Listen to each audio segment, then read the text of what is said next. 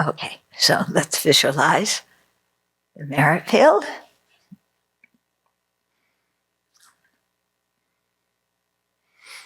All the holy beings, ourselves surrounded by all the sentient beings.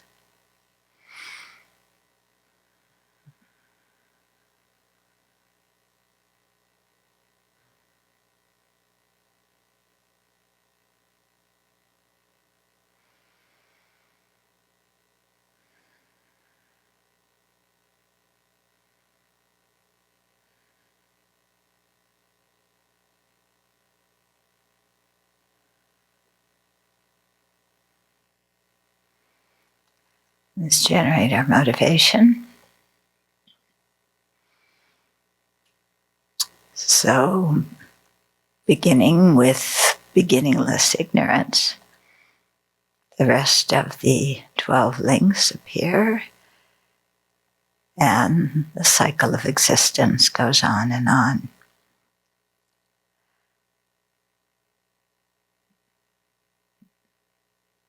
Now, who is it that cycles in cyclic existence? This is a very important question. And our automatic response is, me. I do.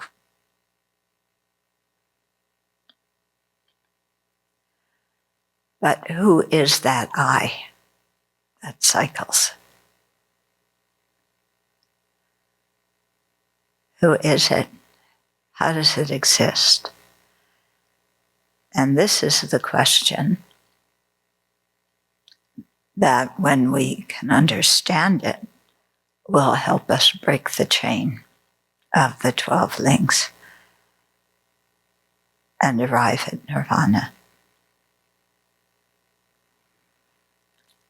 So, with the motivation of compassion for all living beings, let's explore this issue of who or what is it that revolves in the 12 links.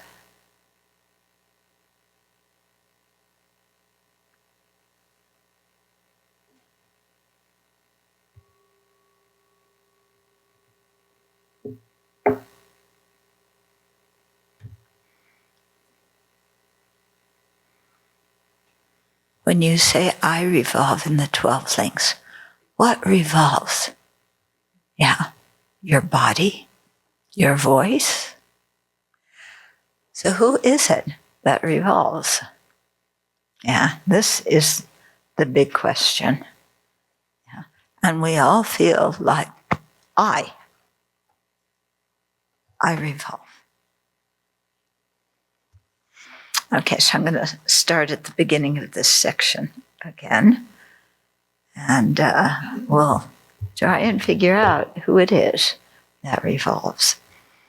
When outlining the 12 links in the Rice Seedling Sutra, the Buddha said, from ignorance arises formative action, and from birth arises aging or death. He expressed the interconnection of the 12 links in this way to emphasize that there is no inherently existent person who experiences the 12 links. You would think that he taught the 12 links to show the interconnection between the links. But here it's saying that he taught it to show that there's no inherently existent person.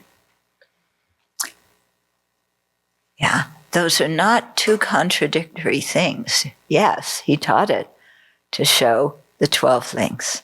But when you understand what the 12 links are deeply,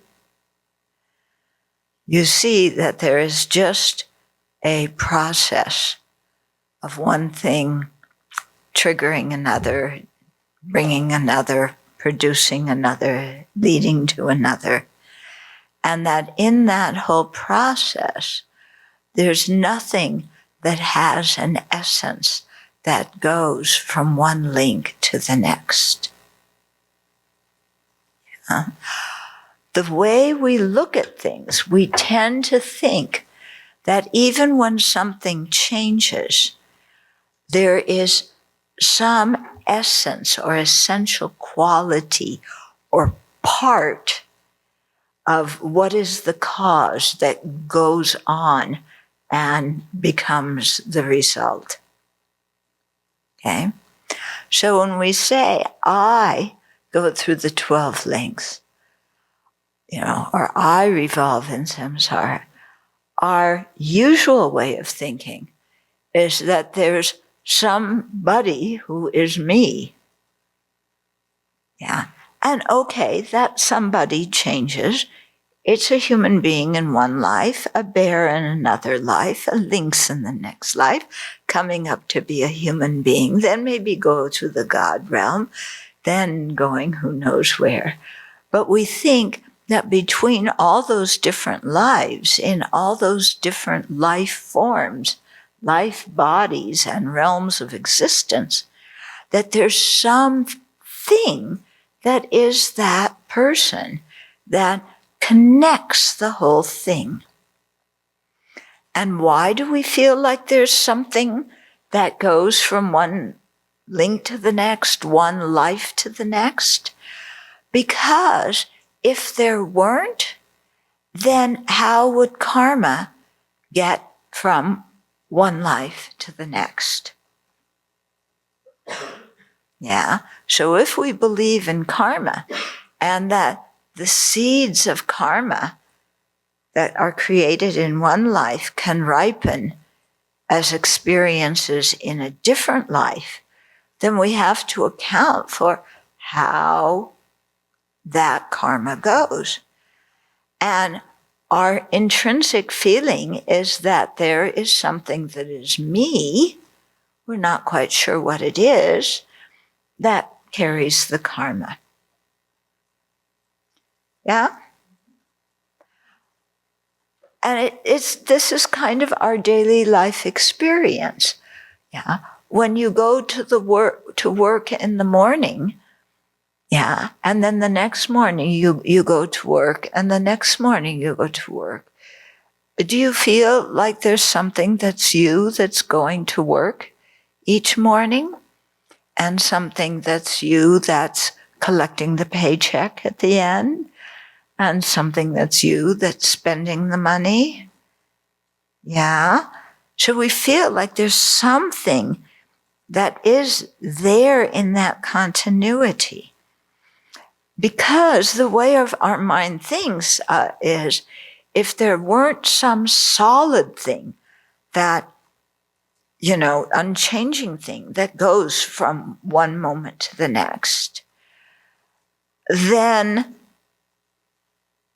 everything after one life would stop and you would become a totally different person in the next life, unrelated to the previous life, which means that the karma you created when you were a human being could not ripen when you were a bear, because they were two separate people.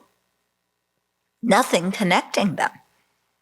So we feel like there's something that's connecting them. And the grossest version of that something is a permanent, partless, independent self, what they call Atman. Okay? And so Atman is a Hindu, a Pali Sanskrit word, okay? And the idea of an Atman occurs in Hinduism and in theistic religions.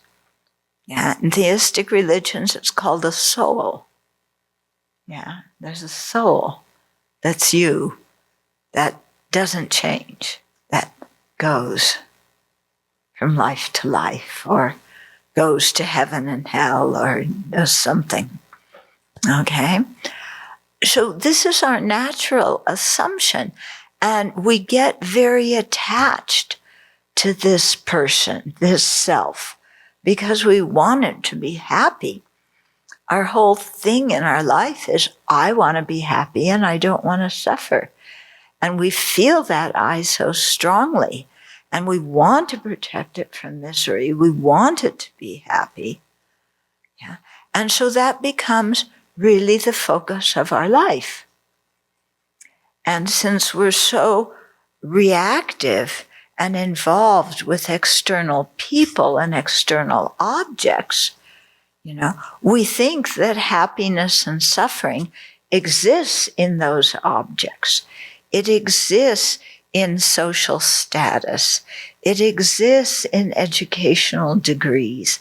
It exists in diplomas and announcements in newspapers. It exists, wherever. That there's some happiness out there, or sometimes there's some suffering out there in another person or in an object. Yeah. And so our whole life becomes a dance, a very confusing and often painful dance of how I can control the external world so as to make this I, to protect this I and make it happy. Okay? And we never question what this, if our idea of the I, of the self, is correct. Yeah.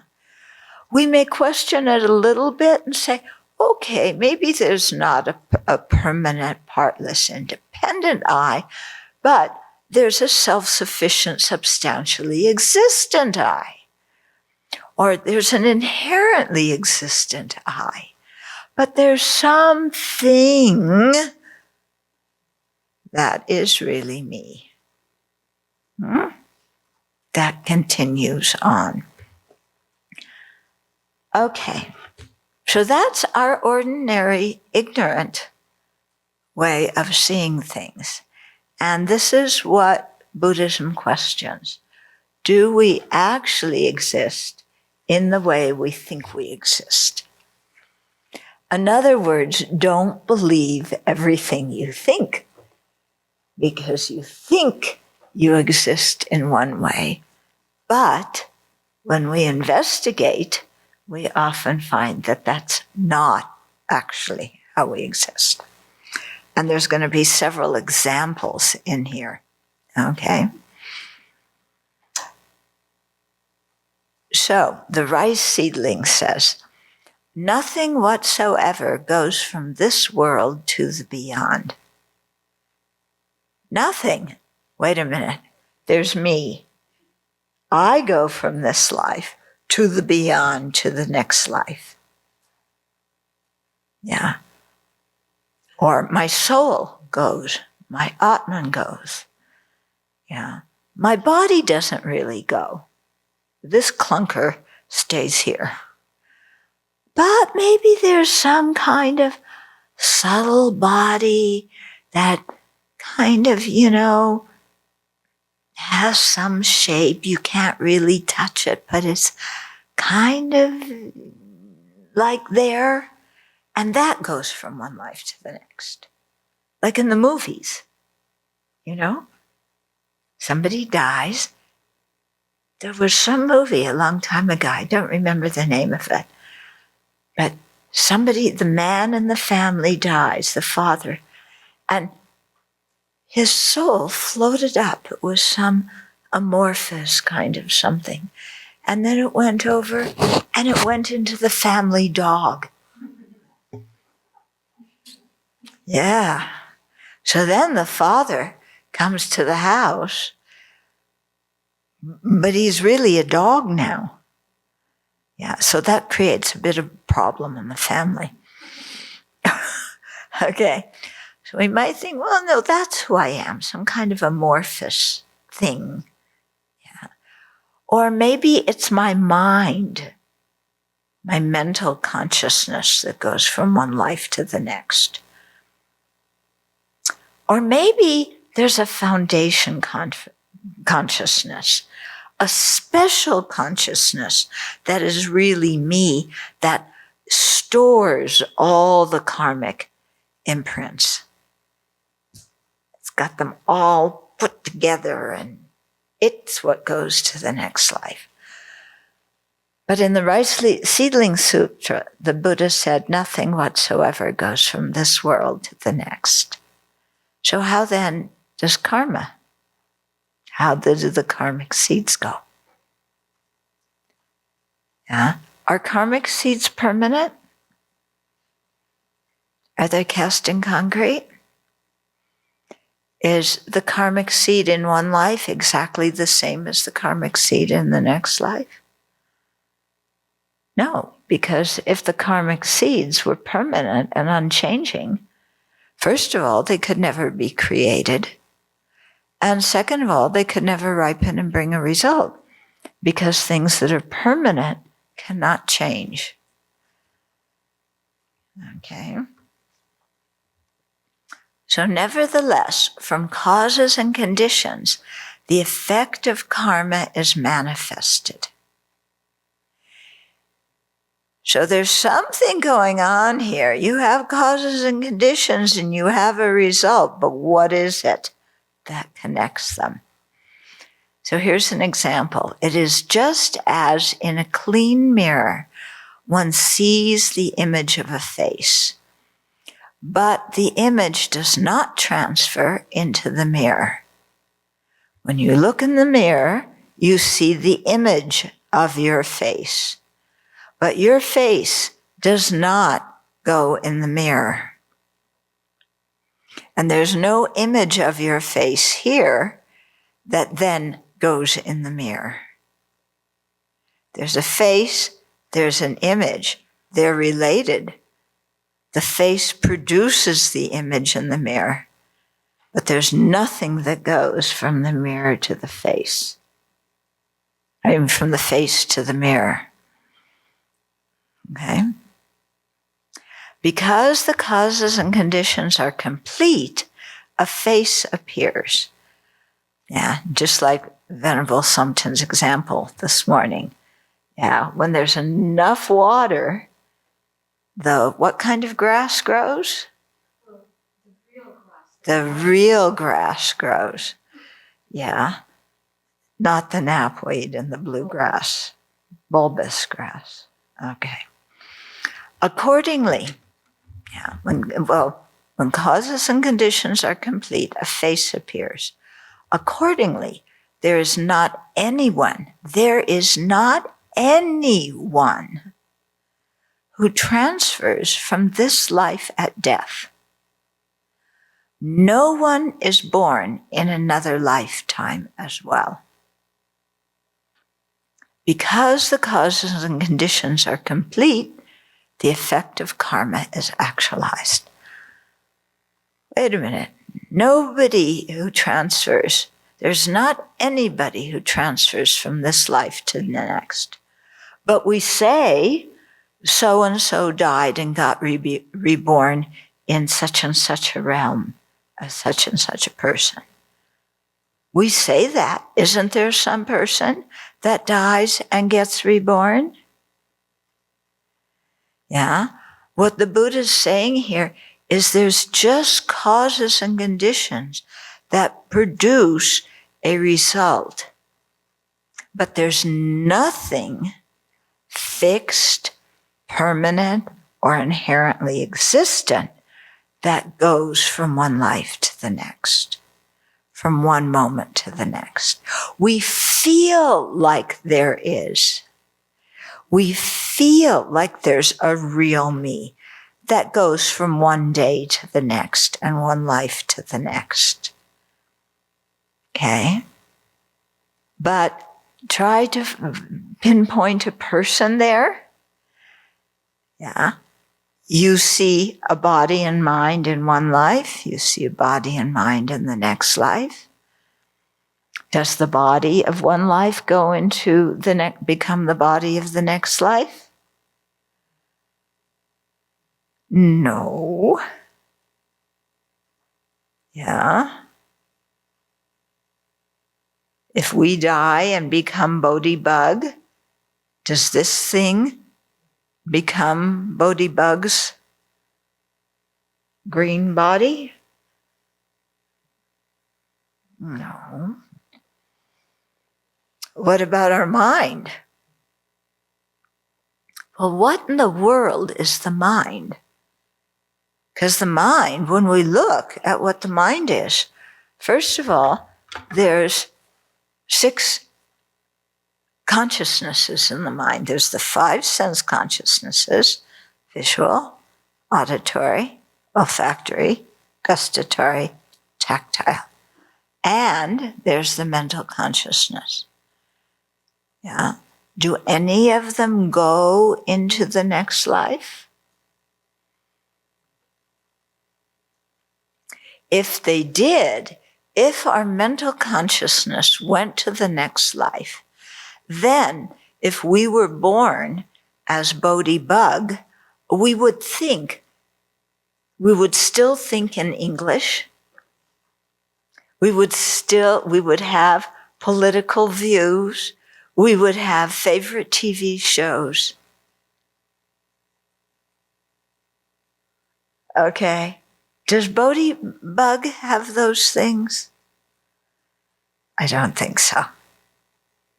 If Bodhi Bug were reborn as a human being, and it was the mind, Bodhi Bug's mind, that went from that body to a human being body, then we would all see the world as bugs do. Yeah. Have you ever seen a science documentary that talks about flies' eyes and how they have so many different parts, and the way a fly sees things would be totally unrecognizable to us, and vice versa. So the mind, the consciousnesses do not go from one life to the next. But what happens in one life affects what happens in the next life. What you do today is going to affect what happens tomorrow. Yeah? So you don't even have to make it from one life to the next. Yeah? To this, Nagarjuna adds in the verse commentary on the Rice Seedling Sutra. Okay, here's some more examples. Just as the distant moon appears in a small vessel of water, but is not transferred there, karma and its functions exist.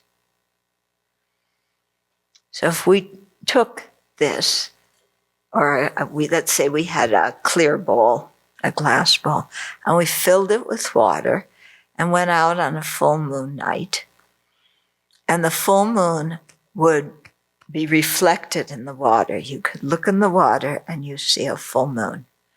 The moon's really big. The moon in the bowl is pretty small. Did the moon go in the bowl?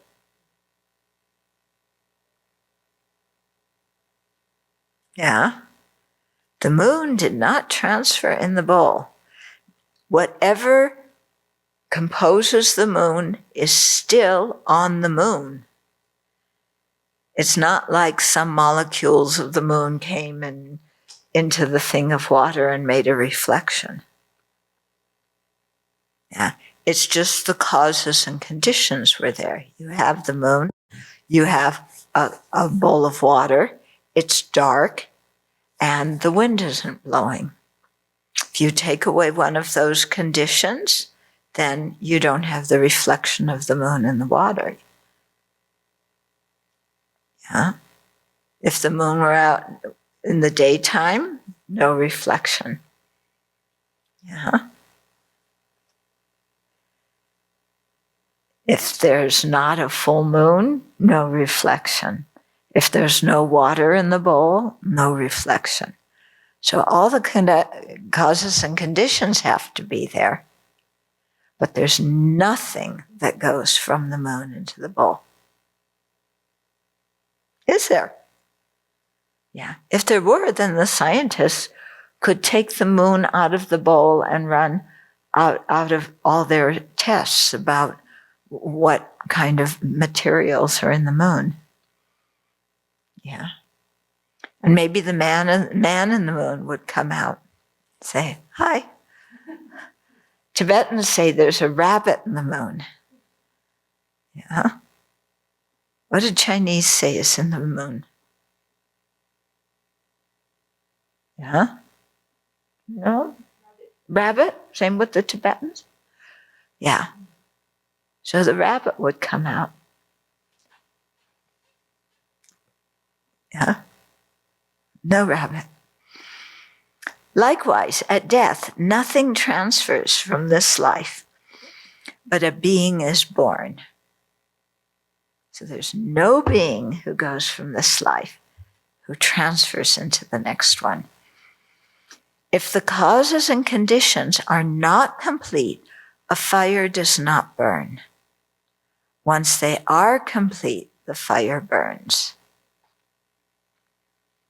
Okay. When the causes and conditions aren't there, the person does not die. When the causes and conditions aren't there, the person is not reborn yet. But when these things are complete, then very naturally, without any controller, without any external being, without any a wise diviner or Ishvara and so forth, like we chant. There's nothing on the outside, no God, nothing that makes when somebody dies here to be reborn from when the moon reflects in the water. There's no outside agent that controls the whole thing. We like to think there is. When we think of causes and conditions, it's like, oh. When we think, but there is a hopefully benevolent being who controls it. So if I please that benevolent being, then I'll have a good rebirth. Yeah? But if you look around, if there's a benevolent being, I think he lost some of his benevolence in the process. Or he's really out of control. Yeah? So there's no external agent. Yeah, it's just causes and conditions and the fire lights. Causes and conditions. There's rebirth.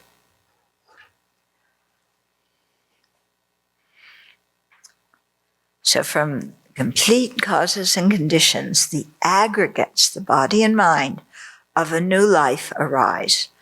Just as the moon reflected in water, there is nothing that transfers from here at death. But a being is reborn. Wait a minute. You just said there's nothing that transfers from here to the next life. If that's the case, how can a being be reborn? Yeah? When there's causes and conditions, there's the appearance of a being. When we think being, we think concrete personality. Yeah. A being is not a concrete personality. Yeah. We are composed of many different factors. And in our quote, quote, personality, there are many, many contradictory traits. Are you a consistent sentient being? We are incredibly inconsistent. Why? Because we have so many. We have the capacity for the love and the capacity for hate. And they both go along. Okay? And there's nobody that takes them along from one life to the next. It's simply one moment producing the next, one moment producing the next. Cause and effect. Okay? So this really, challenges our usual way of looking at things. For example, do you feel when you think me, I'm sitting here in this room. Yeah. Do you think that that person who is you was created by causes and conditions? Or do you feel, no, there's me. I'm sitting here. Or do you feel, no, there's something that's just appeared due to causes and conditions that's sitting here? Do you have the feeling that if the causes and conditions didn't exist, then you wouldn't exist? Hell no. I don't depend on causes and conditions. I am I exist, I am here. I'm not depending on any causes and conditions. That's the way we feel, isn't it? We don't have the feeling like if the causes and conditions didn't come together, there's no me.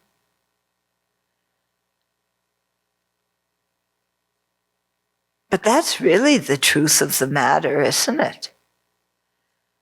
Yeah, if the sperm and the egg and the consciousness didn't come together, there's no me. What do you mean, no me? I am here. I am here and the world revolves around me. Who?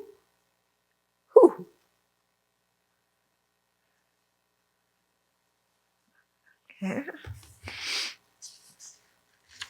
These moving passages point out that the person who transmigrates from one to another is nothing more than a merely designated I. Then we go, oh, that's it. I'm a merely designated I. I knew it all the time. I'm designated. I am here. Actually, that's not a merely designated I. That is the inherently existent I that doesn't really exist.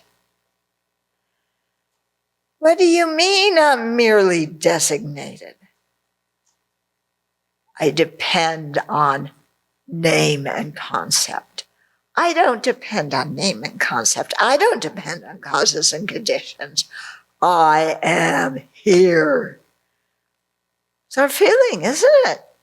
Even though when we use our mind to examine, it becomes very clear that without causes and conditions, we wouldn't be here. And without being conceived and designated I, we wouldn't be here. Yeah. We can use our reasoning, but what we know with reasoning and what we feel in our gut is totally contradictory. That is ignorance. Okay? That is ignorance.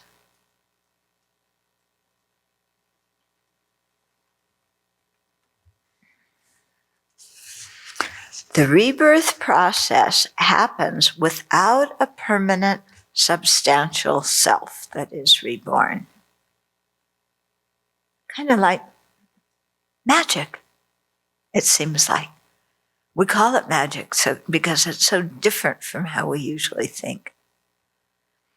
In fact, it would be impossible for rebirth to occur if there were an inherently existent self. So if we existed like we feel and think we existed, actually rebirth couldn't happen, and us going from one day to the next couldn't happen. Why? Because something that is inherently existent, that is solid like that, does not depend on any other factors. Something that does not depend on any other factors cannot change. Think about it. Yeah.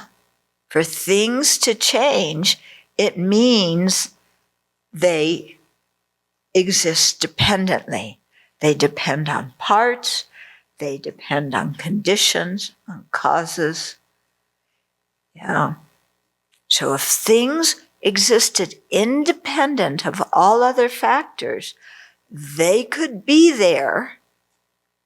Yeah. The moon could be reflected in that bowl of water in the daytime, in the nighttime, whether it was full moon or new moon. It could always be there because it would be independent of all other factors. Something that's independent of all other factors can't arise and cease. It's permanent. Yeah, here permanent means it doesn't change moment to moment. Doesn't mean eternal. Okay?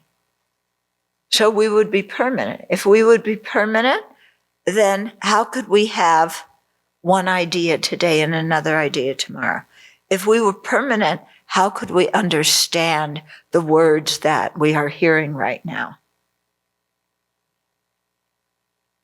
Yeah, if there were a fixed, permanent me that didn't depend on sound waves, on interrelating with other people, on having learned language, then I could never learn anything. I could never change. I couldn't think because thinking involves change. I could never perceive anything because perception involves change.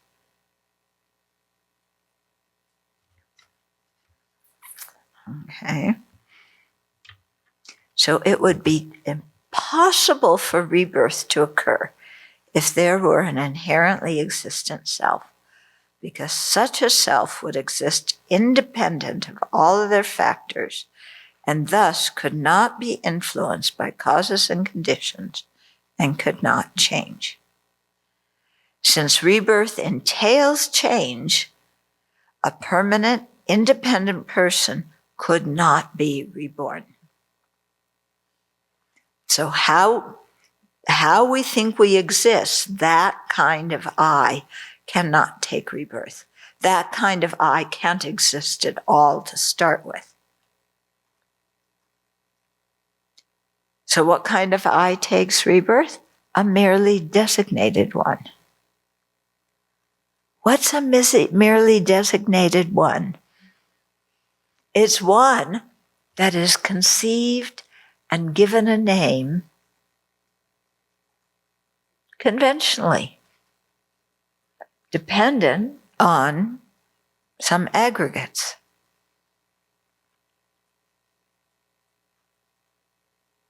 That's all.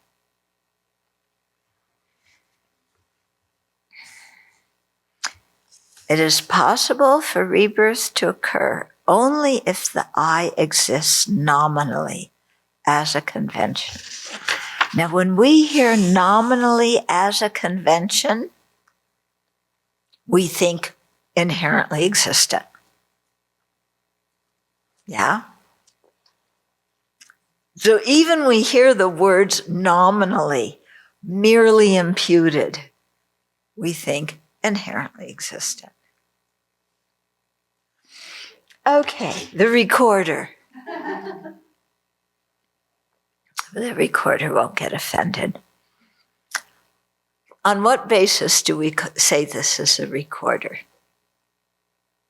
We say, oh, here's a recorder. And we look at it as if there is something here that really is the recorder, that is radiating recorderness, as if any idiot who came in this room would look at this and know it's a recorder, and know that it's not Buddha Bear. Are you Buddha Bear? Are you a recorder? Okay. No, this one has recorder nature. That one has Buddha Bear nature. something really inside there. But I won't do it because I'd get clobbered. But imagine taking the recorder apart. Okay. And you peel off the front and you peel off the back. And does it have wires inside? It has a battery. Does it have wires? Does it have wire? Huh? It's sealed up. So it has wires and then it has something around the wires.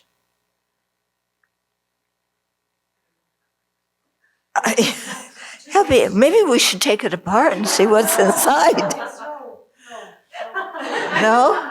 No? Okay. It has some kind of clear plastic on the front. Okay. It has something that makes light because we see a red light. It has something that's black and something that's kind of silver colored. Yeah, so there's different colors. Yeah, and there's different parts on the inside.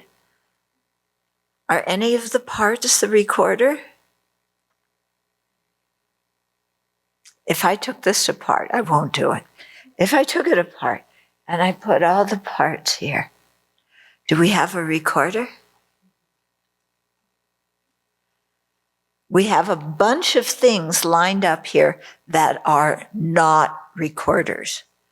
How can you put a bunch of things that are not recorders together and have a recorder? How does that happen? You have all these, it would be like putting a bunch of apples together and getting a asparagus. Yeah? How can you put a bunch of things that are not a recorder together and get a recorder? Okay? So how does the recorder exist? There's all these non-recorder parts that are put together in a certain way. It can't just be piled together in any old way. They have to be put together in a certain way. Yeah. And then all of us together have agreed that if this thing can record voices and play it back, we'll call it a recorder. And then recorder becomes a useful abbreviation for us to use instead of saying, Venerable Thubten just brought the thing that's about, I don't know, maybe not quite 3 inches tall and a little bit more than an inch wide. And it has flashing black things and a silver color and some kind of batteries on the inside. Bring it here. She brought it here. So, we say recorder. Everybody knows what it is. If you have to use the description of what all the parts of the recorder are that are assembled together, it would take a long time to communicate anything to anybody. And what if you just name the parts, but the parts were in a heap and they weren't put together so that they function to record voices? Then would we call it a recorder? If we press the buttons here and it didn't record, is it a recorder?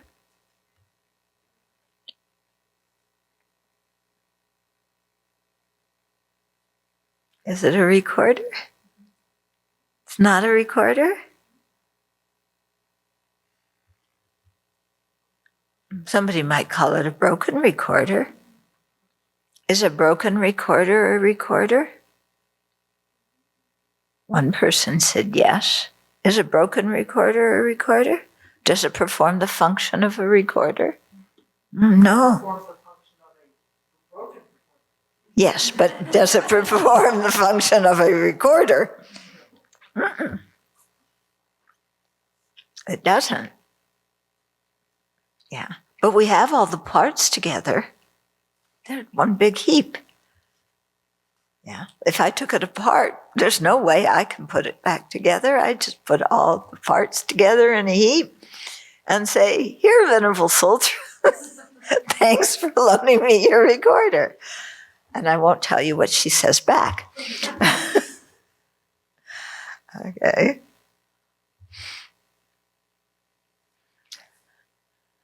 So one moment of an oil lamp's flame doesn't transfer into the next moment, but a mere continuum goes on without interruption. So you have a flame. Yeah, they always use oil lamps, think ancient India, modern India. Yeah. Does the flame go from one moment to the next? So here's one flame. Here's the next flame. This flame goes to the next moment and becomes the next moment. And then you have the two flames together. They go on to the next moment. Now you have three flames. Yeah.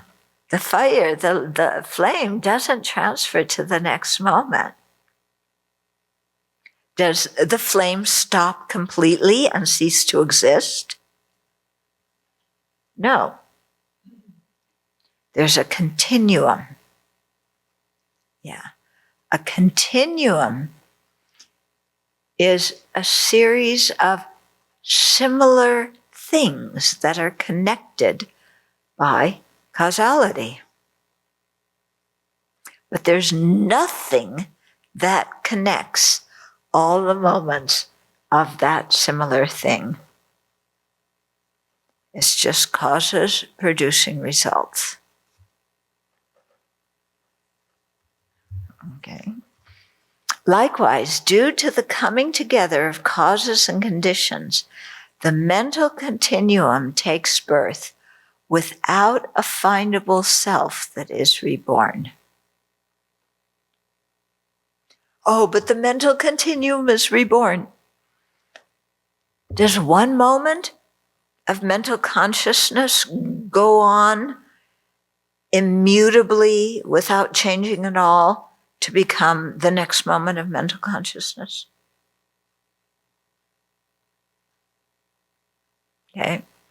Now, we might think that, like, when you see a movie, you have something that is a series of individual frames, yeah, and that the frames go so fast that it looks like a continuum. But the frames are actually totally independent little things, yeah. So it gives the appearance of something going. But in actual fact, one frame does not continue to the next frame. Yeah? So the continuity of mind is not like individual, unrelated frames in the strip of a movie. How do you call it? A strip of a movie. Yeah. Yeah. And so it is too. Our life is not little boxes of unrelated moments. The mind is not little boxes of unrelated moments because, if we go back to the movie example, one frame is not the same as the next frame. Yeah. If one moment of consciousness, were the next moment of consciousness, they would have to think the same thing. Yeah. Because it would be one thing, individual, unrelated things. Yeah. You might say, but the frames are individual and unrelated things. Yeah. But they only appear to be a continuum. They are not a continuum because you could set all of them out individually. Yeah. So the point here is that when we're talking about something that is impermanent, that changes moment to moment, it's not in flicker form with individual unrelated moments. It's a continuum. Yeah. Can you draw a line between one moment of the continuum and the next? Okay. There's moments of mind. Okay. Moments of mind, one after the next. Is each moment individual and clearly distinguishable from the previous moment? They're different moments of mind. Can you draw a line between them and find out where one moment ends and the next one starts? Okay. If we talk, there's so much talk about being in the present moment. Yeah, we're Buddhists. We're supposed to be in the present moment. What in the world is the present moment? Yeah? Even you isolate some tiny smidgen of time, it's going to have a beginning, middle, of it, and end. Yeah.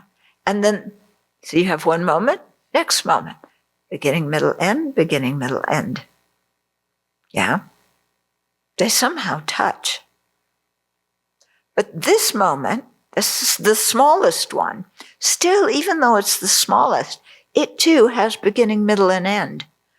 So which part of this smallest moment is really the smallest moment? The beginning, middle, or end of it? If you choose the beginning, that beginning portion has a beginning, middle, and end. The middle portion has a beginning, middle, and end. The last portion has a beginning, middle, and end.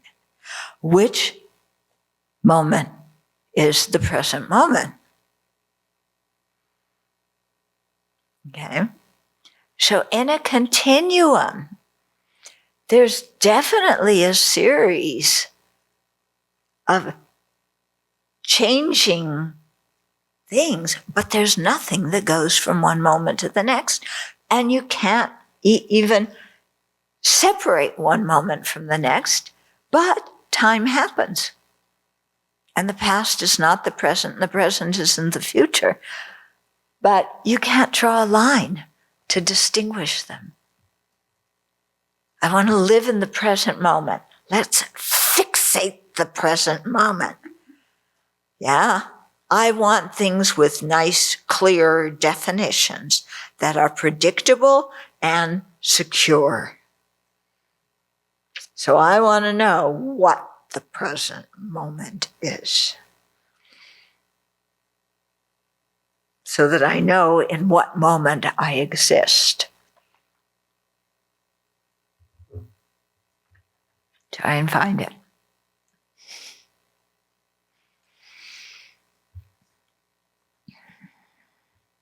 When masters teach their disciples prayers by asking them to repeat the lines after them, the prayers are not transferred to the disciples, but the disciples know the prayers just as the masters do. Now, this is how they teach the young monks and nuns at the monasteries to memorize pujas and texts, is master says it, the child repeats it. Does anything go from the master to the child?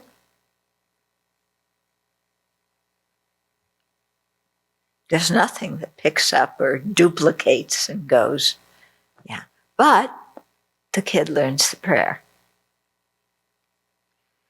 And here's another, this one's a very good example. Just as a seal makes a clear impression on wax without anything transferring from the seal to the wax, so too does consciousness continue without a self that transfers from one life to the next. Okay, so you have the wax, it's kind of soft. You have your stamp with your, your initials or your insignia. You go like that, and the insignia on the stamp, design on the stamp, is now in the wax. Did it go there from the stamp? Nothing moved from the stamp to the wax, did it? Yeah. If you have a regular stamp with ink, something moves from the ink moves from the stamp to the piece of paper. But if you have wax, nothing goes. But the insignia, the design, appears in the wax. Although, so too does the consciousness continue without a self that transfers from one life to the next. Although we speak of a person revolving in cyclic existence, someone who creates karma, experiences its effects, and is the appropriator of the aggregates. Appropriator, the person that took up the aggregates, takes up the aggregates in the next life. Yeah. Is there a person that picks up the aggregates? Yeah. I died. Over here, there's a new body, and there's 4 mental aggregates, and I go over there and say, these are my aggregates, and appropriate them and call them mine. Is that how rebirth happens? Okay.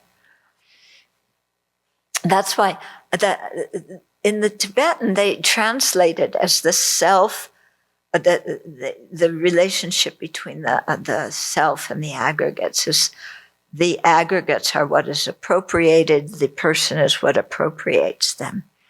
In the Pali tradition, they say the clung to aggregates. I think that expresses it much better. There's the clung to aggregates, not to, but that you cling to the aggregates. There's someone clinging to the aggregates and the clung to aggregates, but there's nobody you can point to who's clinging to the aggregates. But the aggregates are the basis of designation of the person. So they're the basis of designation of the person, and then the designated person clings to them. Seems like, wait a minute, I should be able to stop that. Yeah, because we feel like there's some separate a person that's separate from the aggregates, independent of the aggregates. You get the aggregates together, and then poof, a person appears that's over here and independent, that then claims the aggregates and appropriates them or clings to them. Although we speak of a person revolving in cyclic existence, someone who creates karma, experiences its effects, and is the appropriator of the aggregates, this is a nominally existent self, not an inherently existent self. So it's a self that exists merely, only, because on the basis of designation, we conceive of a person and we label I. That's the only way the I exists. There's not something in the aggregates that is saying, hi, I'm the person. I'm Chodron. You know me. You don't need to designate me. When the Buddha said that what arises through causes and conditions has no birth, he was referring to this uninterrupted process of causes and conditions that lacks any fixed beginning. Okay. So you hear all the time, no being is born. Yeah. The unarisen sprout. The sprout doesn't arise. The unarisen sprout. We hear that all. The unborn. Yeah. The unborn mind. Yeah. What it's referring to is that there's no inherently existent mind that is born. There is a mind that exists by being merely designated. But there's no mind that exists completely unrelated to every other factor. Something that is the pure essence of mind, or the pure essence of the recorder or of anything. Yeah. No inherently existent aggregates or person goes from one life to the next. There are simply resultant factors that arise from causal factors. Like the chant said, I can't chant it, but you heard it. Okay. Both causes and results exist by mere designation.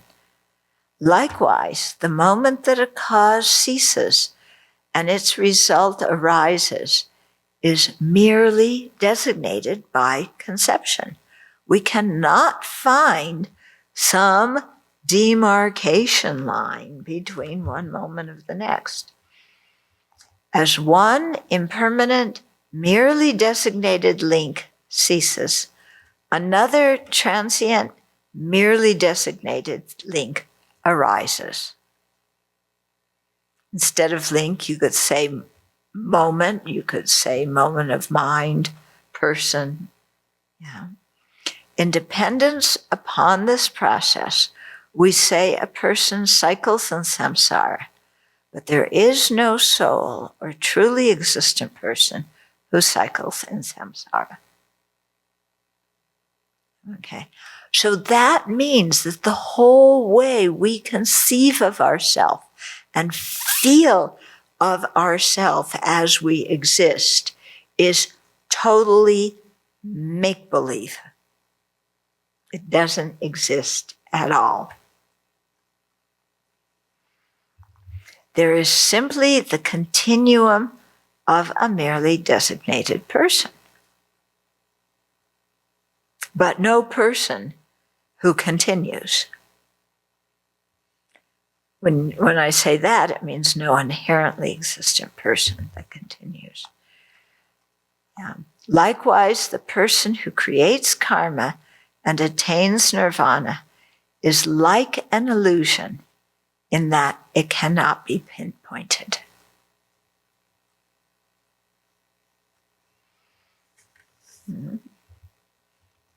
Not only can no inherently existent person who is reborn, practices the path, and attains liberation be found, but the aggregates and the 12 links themselves also lack inherent existence. Okay, Nagarjuna tells us in his commentary on the awakening mind, starting with ignorance and ending with aging or death, all processes that arise from the 12 links of dependent origination, we accept them to be like a dream and like an illusion. Okay, now, it's like a dream, like an illusion.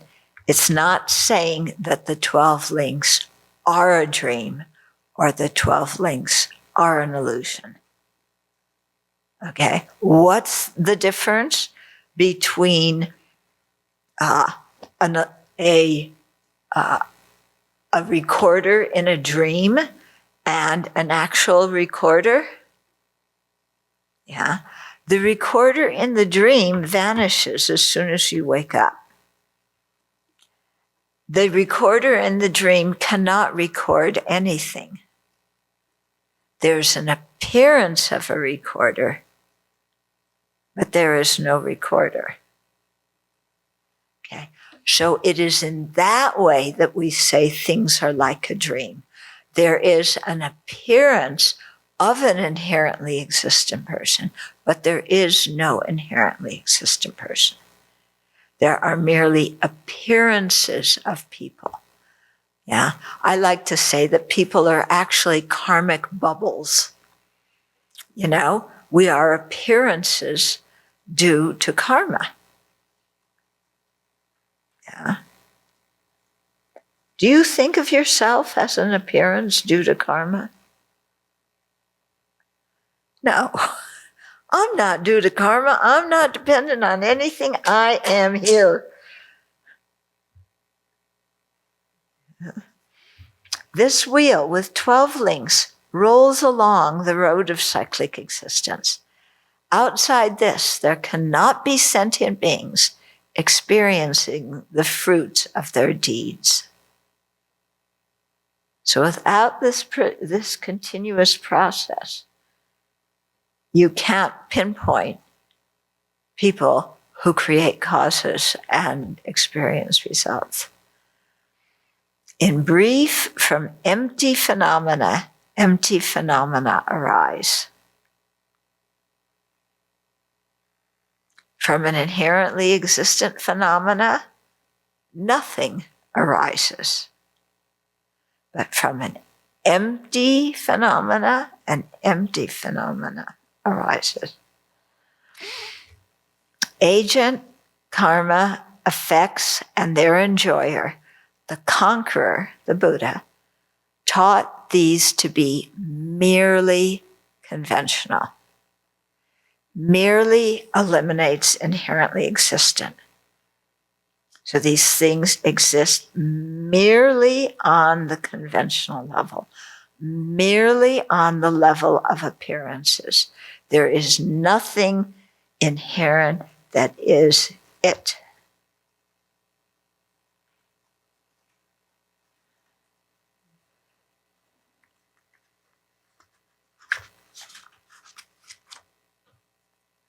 So with that, we will close. Yes. I think I've asked this question before in a different way, but I'm struggling with it, so I'll ask it again. When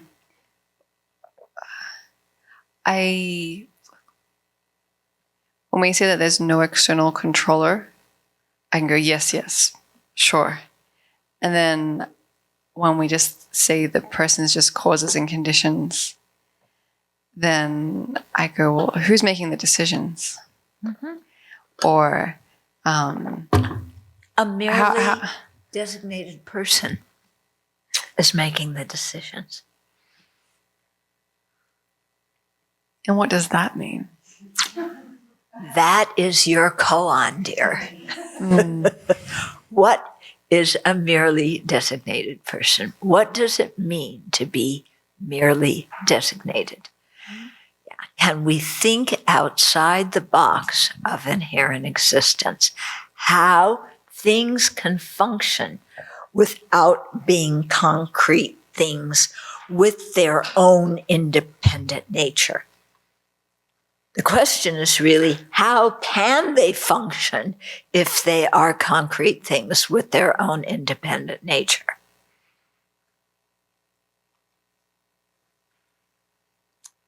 Okay, so think about that, you know? If there's a real person who is making the decision, find it.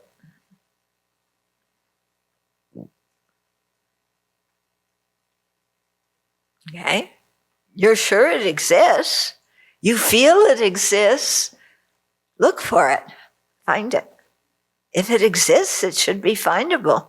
Can we say that this analogy about the seal and the ink from one life to a next is also applies from one moment to the next? Mm-hmm. Yeah, okay. Mm-hmm. Yeah, again, anything that's a continuity, everything's moment to moment. And the moments are not nice individual little picture frames. or frames on movie frames.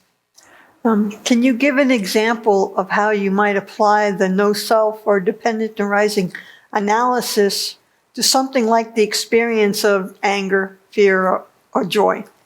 Okay, well, take anger. It's the first one you mention. Just sit there. Who is angry? Or who just got insulted? Yeah, it feels like there's a real me that just got insulted.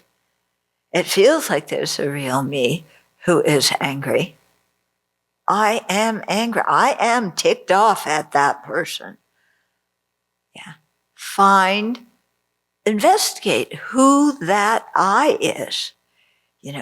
If the I existed in the way that you feel it exists, it should be something that we can identify and put a line around and say, that is it. Yeah. So if that's how we exist, try and find that thing that is really you that you can put a line around. Yeah. And it's very interesting. Do this, Or, somebody insults you. You're such a jerk. Okay. Who is the jerk? They said, I was a jerk. Who's the I that was a jerk? Yeah. Well, the I depends on the body and mind. As one part of my body or one part of my mind, the jerk. Yeah. So do a really detailed body scan. Try and find that jerk. Yeah. Somebody says to you, you're such a jerk. You feel it right here, don't you? What are you calling me a jerk? Okay. And then look. Where's it? Yeah. Well, there is no jerk because they're just calling me a jerk but there is no jerk in there. Okay. Well, then who's offended? Who's the I that's offended? If there's no jerk in there, then maybe there should be an I in there somewhere. Somewhere in all the little, what do you call the little sacs where the air goes in your lungs?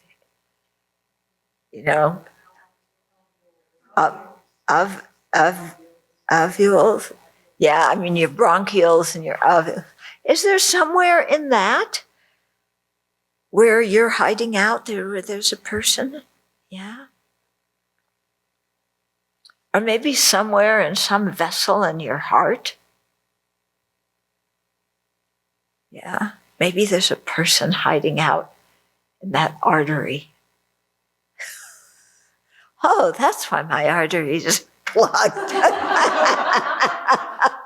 I'm clogging them. Yeah.